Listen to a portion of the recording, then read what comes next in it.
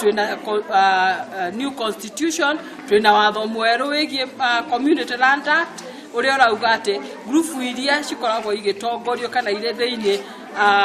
wa matura tamaya ile cietagwo group ranches uhoro wa utongoria wa atumia ni ukoretwo thi muno atondu twina sheria njeru iria iretwo Community Land Act 2016 irehete atumia hinya thiini wa utongoria wa community land committees koguo tuoka gusensitize group ranches atumia muno ona athuri aria makoretwo thiini wa register ici cia group ranches kugeria kuona ati atumia kana uria watho urauga wigie atumia ni urahotekeka. It has really promoted the rights of women in regards to